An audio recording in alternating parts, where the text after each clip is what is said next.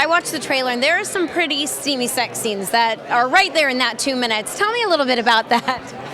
Well, the movie's a love triangle between three kids who are graduating high school in their last semester, and it's kind of about discovering who you are and who you're not, and daring yourself to get out of your comfort zone. And you know, they definitely get it on. But it's interesting, the movie, which is actually based on a short by the same writer-director team, that convinced me to want to make the film, because the sexuality, even though it's there, is done in such an honest, kind of sexy but awkward, kind of comedic way that a lot of high school experiences are. So I liked it a lot. You know, when you were just talking about that, you know, made you get involved with it. When you first read it, what went through your mind? I really loved the project. I loved the honesty with which it expressed kind of the human condition of growing up and trying to figure out who you are, and I just thought it was very interesting and unique. And it's very cool because when we screened it for high school students, and we screened it at Columbia College and Savannah College of Art and Design, people come up to us and say that it's their most realistic depiction of high school they've seen, which is a little terrifying, but also really exciting.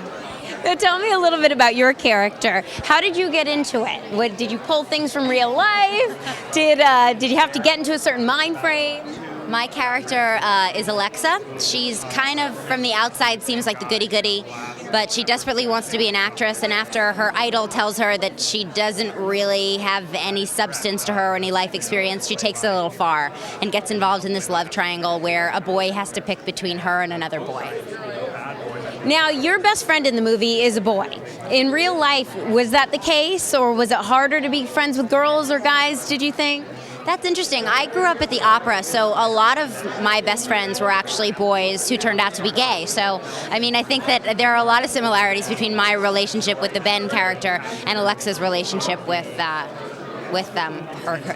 counterpoint. So you had a lot of research going in, or you had it already done.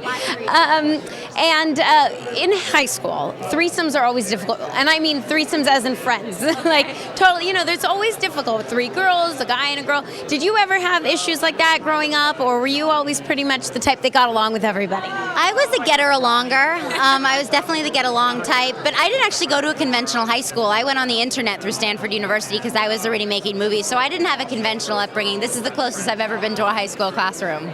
And did it scare you? The teachers, even the people who played the teachers, scared me. I was in one scene in detention, and that was enough for me. Okay, and the tagline of the movie is do something you're afraid of. In real life, is there anything that you have faced that you would say, I was afraid of that, and I went up to it?